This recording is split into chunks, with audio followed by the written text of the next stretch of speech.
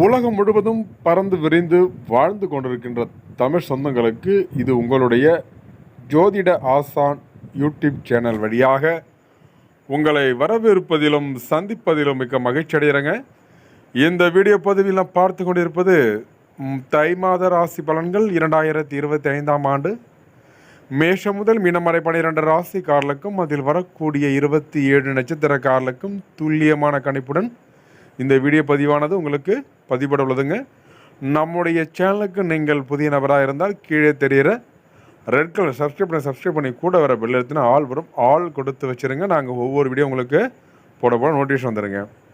இந்த வீடியோ பதிவில் பார்த்து கொண்டிருப்பது தை மாதத்திற்குரியான ராசி பலன்கள் 2025.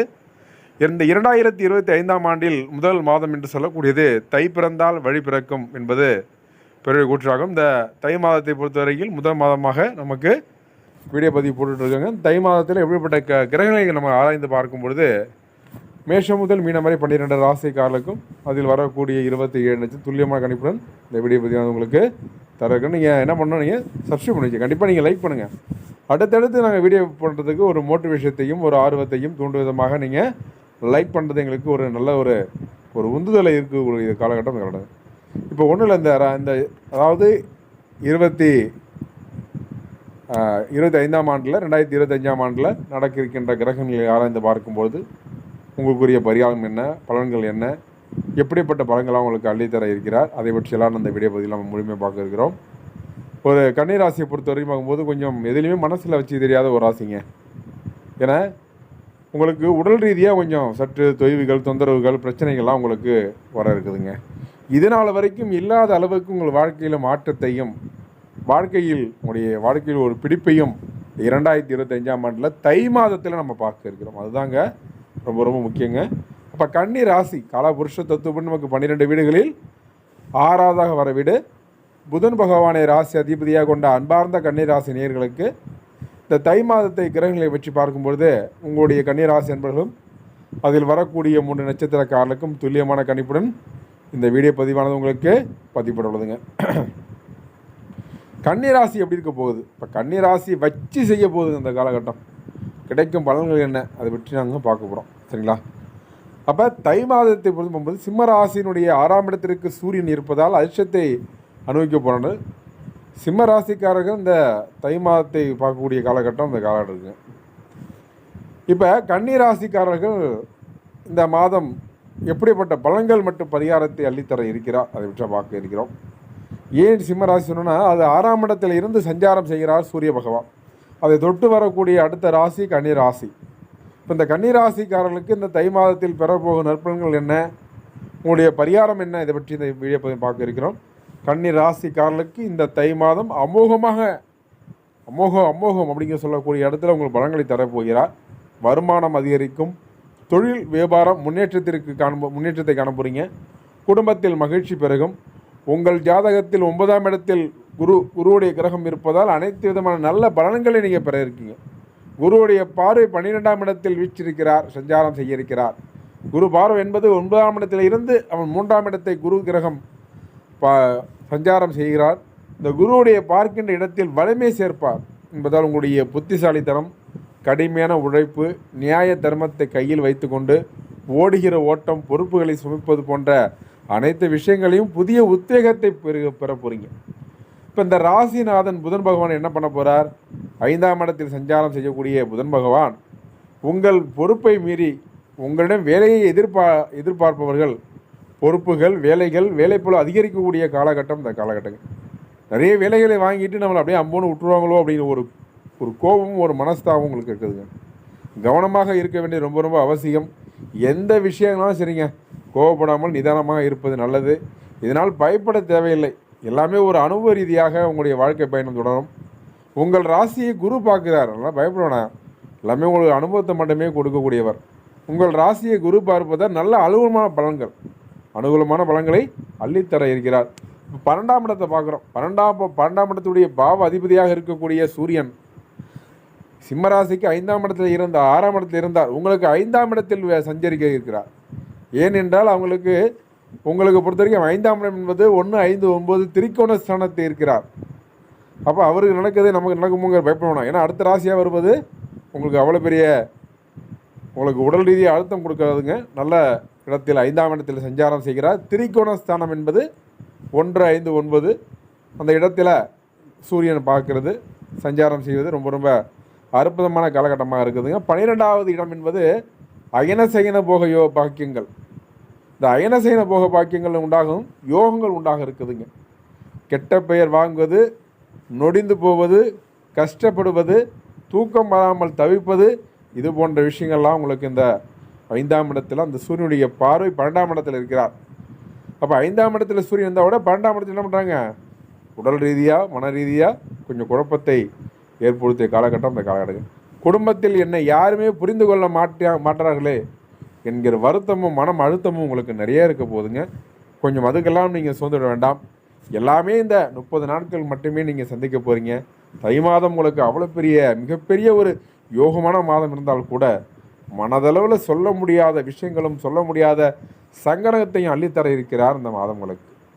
பிள்ளைகள் சொல்வதை கேட்பதில்லை, பெற்றோர்கள் மதிப்பதில்லை என்ற சில குடும்பத்தில் வேற்றுமைகளும் வேறுபாடுகளும் கணவன் மனைக்கிடையே என்னை முரண்பாடுகள் ஏற்படுவதற்கான வாய்ப்புகளும் இருப்பதால் சற்று கவனமாக இருப்பது நல்லது. குறிப்பாக கன்னி ராசிக்காரர்களுக்கு 5ஆம் இடத்தில் சூரியன் செல்லும்போது அவர் நன்மைகளை செய்வார் என்று பெருசாக சொல்ல முடியாதுங்க.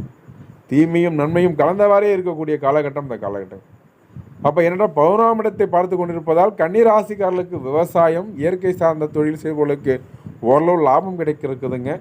ஆனால் நீங்கள் எதிர்பார்த்த அளவுக்கு லாபம் கிடைப்பதில்லை என்ற எண்ணமும் உங்களுக்கு இருந்து கொண்டே தான் இருக்கும். இதை செய்யலாமா, அதை செய்யலாமா, அதை செய்யலாமா, இதை செய்யலாமா, இங்கே போகலாமா, அங்கே போகலாமா, இப்படியே மனதில் பல குழப்பத்தையும் மன சஞ்சலத்தையும் ஏற்படுத்தக்கூடிய காலகட்டம் எல்லாம் உங்களுக்கு இந்த மாதம் உங்களுக்கு ரொம்ப பெருசாக இருக்குங்க. அப்போ 9ஆம் இடத்தில் இருக்கக்கூடிய குருவுடைய பார்வை, குரு கிரகம் 5ஆம் இடத்தை பார்ப்பதால் வெளியூர் வெளிநாடு பயணம் செல்ல நல்ல பலனையும் தர இருக்கிறார். இங்கே வெளியூர் போவோம்ப்பா, கண்ணுங்கான இடத்துக்கு போவோம் அப்படிங்கிற எண்ணமும், என்ன இந்த வாழ்க்கை இப்படி நம்மளை போட்டு பெருட்டி எடுக்குதுங்கிற ஒரு கடுப்பு உங்களுக்கு இருக்கும் இந்த காலகட்டம். அதெல்லாம் நீங்கள் ரொம்ப மனதை நீங்கள் அலட்டி கொள்ளக்கூடாது. குடும்பத்தில் உங்களுக்கு மதிப்பு மரியாதை இருக்காது, வெளியுகத்தில் உங்களுக்கு வெளியிடத்துங்களுக்கு மதிப்பு மரியாதை இருக்காதுங்க. அதனால் நீங்கள் என்ன பண்ணீங்க, ஒரு முடிவு எடுக்க போகிறீங்க இந்த காலகட்டம். சுற்றுலா செல்வது, வெளியூர் வெளிநாடு செல்வது, ஆன்மீக பயணம், தீர்த்தவாரி செல்வது போன்ற யோகங்களும் உண்டாகும் இந்த மாதம் உங்களுக்கு. ஒரு பக்கம் குரு பகவான் 5ஆம் இடத்தை பார்ப்பது, திடீர் திருமண வாய்ப்புகளும் உண்டாக இருக்குதுங்க. இதுவரை திருமணம் செய்ய மாட்டேன் என்று அடம் பிடித்தவர்கள் கூட திருமணம் செய்து கொள்ள ஒப்புதல் அளிக்க போகிறாங்க இந்த காலகட்டம். குதூகலமான அனுபவங்கள் உண்டாகும் வாய்ப்புகளும் உங்களுக்கு இருக்குதுங்க. உத்தியோகத்தில் ஒரு பக்கம் உங்களுக்கு வேலைப்பளவு, பொறுப்புகள் கூடும். சொந்த தொழில் செய்வர்களுக்கு பொறுப்புகள், கடின உழைப்பு, அதிக தூரம் பயணிக்க வேண்டிய சூழலும் அமைய இருக்குதுங்க. 6ஆம் இடத்தில் சனி இருக்கிறார், மிகப்பெரிய உசிதம். நோய், விபத்து, கடன், சட்டம், வழக்கு போன்ற கெட்ட சமூகம் இருந்து விடுபட போகிறீங்க. கொஞ்சம் சற்று கவனமாக இருப்பது நல்லது. பயணத்தால் மகிழ்ச்சி அடையக்கூடிய காலகட்டம் இந்த காலகட்டம். தொழில் விருத்திகள் ஏற்படுவதற்கான வாய்ப்புகளும் ஏற்படும். ஏற்றுமதி இறக்குமதி செய்பவர்கள், பூமி சார்ந்த தொழில், கட்டுமான தொழில் செய்பவர்களுக்கு நிறைவான காலமாக இருக்கும் இந்த காலகட்டம். 7ஆம் இடத்தில் ராகு இருப்பதால் அந்நிய தேசத்தில் வாழ்வது கூட கொண்டாட்டமான காலமாக இருக்குது இந்த காலகட்டம். பக்கத்தில் இருக்கக்கூடிய ஜீவ சமாதியில் வழிபாடு செய்தால் உங்களுக்கு நற்பலன்கள் உண்டாகும். நல்லவை எவை, கெட்டவை எவை என்பதை நீங்கள் கண்டுணர்ந்து செயல்படுவதற்கான ஆற்றல் இந்த மாதம் உங்களுக்கு அற்புதமான ஒரு மாதத்தை கன்னிராசி அன்பர்கள் அனுபவிக்க போகிறாங்க. இது எல்லாமே உங்களுடைய வாழ்க்கையுடைய பாடம், உங்களுடைய வாழ்க்கையுடைய அடி என்று சொல்லக்கூடிய காலகட்டம். என்ன நேர்களே, இதுவரைக்கும் கன்னிராசி அன்பர்கள் பலனை தந்துள்ளன. இதுக்கப்புறம் வரக்கூடிய பார்க்கும்போது நட்சத்திர பலன்கள் சொல்லக்கூடியது. கன்னிராசியில் 1வது நட்சத்திரம் என்று சொல்லக்கூடிய உத்திர நட்சத்திரக்காரர்கள், உத்திரம், அஸ்தம், சித்திரை நட்சத்திரக்காரர்களுக்கெல்லாம் எப்படிப்பட்ட பலன்கள் இந்த தை மாதத்தில் அளித்தர இருக்கிறார். அப்போ இந்த 5ஆம் இடத்தில் பார்க்க இருக்கிறார். அதாவது உத்திரம், அடுத்தவங்களுக்காக உதவி செய்தால் கூட நமக்குன்னு ஒன்று வரும்பொழுது நம்மளை யாரும் கண்டுகொள்ளவில்லையே என்று இயங்குவது கூட இந்த காலகட்டம் உங்களுக்கு எல்லாம் வாழ்க்கையில் மாற இருக்குதுங்க. எண்ணற்ற செய்திகள் உங்கள் இடத்தில் இருந்தாலும் கூட, எண்ணற்ற இதை பண்ணலாம் அதை பண்ணலாம் யோசனை இருந்தால் கூட, ஏதாவது ஒரு விஷயத்தில் நீங்கள் ஃபோக்கஸ் பண்ண ரொம்ப நல்லது. குடும்பத்தில் கூடிய உறுப்பினர்களுக்கு கொஞ்சம் மருத்துவ செலவு ஏற்படக்கூடிய காலகட்டம். தாய் தந்தையார் உறவினர்கள், அதாவது சகோதர ஸ்தானத்தில் உங்களுக்கு ஏதோ ஒரு ஹாஸ்பிட்டல் செலவு கொஞ்சம் கணக்காட்டது இருக்குது. உங்களுக்கு பிரச்சனை கொஞ்சம் பார்த்துக்கொள்ள நல்லது. அடுத்தது கொஞ்சம் பேச்சில் நிதானம் தேவை, கோபத்தை குறைக்கும் நல்லது. சரிங்களா, தன்னுடைய வாழ்க்கைக்காக சிந்தனை அதிகரிக்குங்க. அடுத்தது அஸ்த நட்சத்திரக்காரர்களுக்கு அவசரப்படாமல் ஒரு முடிவை நீங்கள் எடுக்க வேண்டாம். நீங்கள் அவசரப்பட்டு முடிவு எடுத்து தான் வாழ்க்கையில் அடுத்தது என்ன பண்ண போகிறோமோ அப்படிங்கிற ஒரு விஷயம் நடக்குதுங்க. அடுத்தவர்கள் பேசுவதை அப்படியே நம்ப வேண்டாம்.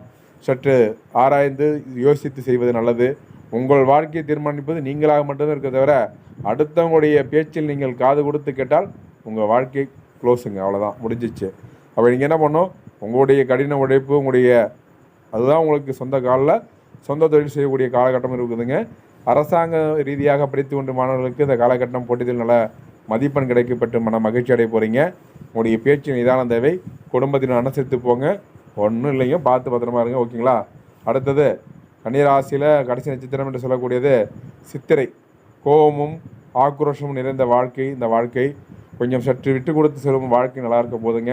கணவன் மனைக்குள்ள இருந்த பிரச்சனைகள்லாம் குறைய இருக்குதுங்க. இதனால் வரைக்கும் இல்லாத மாற்றங்களும் வாழ்வியல் செழிப்பு உங்களுக்கு இருக்க போகுதுங்க. நேர்களே, இப்போ கன்னிராசி அன்பர்களும் அதில் வரக்கூடிய 3 நட்சத்திரக்காரர்களும் பலன்களை துல்லியமாக பொறுமை ரொம்ப நன்றிங்க. அடுத்தடுத்த நல்லதொரு வீடியோ பதிவில் உங்களை சந்திக்கும் வரை உங்களிடம் இருப்பது உங்கள் யூடியூப் சேனல். சப்ஸ்கிரைப் பண்ணுங்கள், ஷேர் பண்ணுங்கள், லைக் பண்ணுங்கள், கமெண்ட் பண்ணுங்கள். தொடர்ந்து இணைந்தீர்கள். நன்றி, வணக்கங்க.